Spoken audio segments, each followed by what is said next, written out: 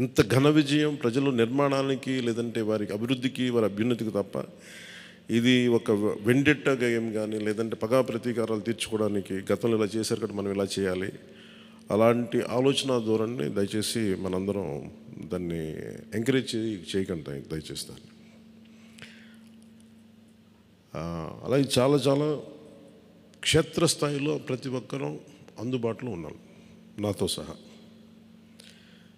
ఈరోజున జాతీయ స్థాయిలో మరి మనం సాధించిన విజయాలు కూడా చెప్పుకోవాలి. చాలామంది పొలిటికల్ పార్టీ ప్రారంభించారు, మూసేశారు భారతదేశం మొత్తం మీద.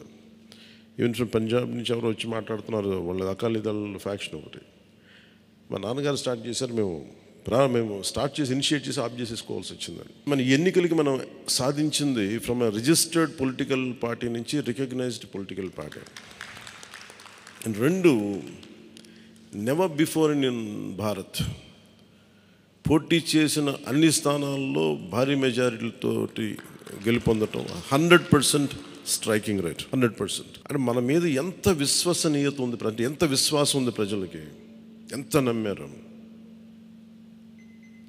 ఇది వాళ్ళు చేసి చూపించారు. 2019లో ఎలక్షన్లు అయిపోయిన వెంటనే మేము తప్పు చేసాం, మేము నీకు నిలబడతామని చెప్పి అది ఈ రోజున మనకి మద్దతుగా నిలిచిన ప్రజలందరికీ కూడా ఇంకొక మారు చాలా చాలా ప్రత్యేకమైన ధన్యవాదాలు. అలాగే 2 పార్లమెంట్లు కట్టాం. అంటే దాదాపు మీరు చూస్తే 2 పార్లమెంట్లు మనం ఇవి తీసుకుని దాదాపు ఒక 45 స్థానాల్లో మనం ప్రభావితం ఉన్నట్టు మనం ఖచ్చితంగా డైరెక్ట్గా. అలాగే మన టీడీపీ, మన ఎన్డీఏ కూటమిలో మిగతా పార్టీల విజయానికి కూడా మేము ఎంత బలంగా నిలబడ్డామో మీ అందరికీ తెలుస్తుంది. ఓట్ ట్రాన్స్ఫర్ ఎంత బాగా జరిగిందో.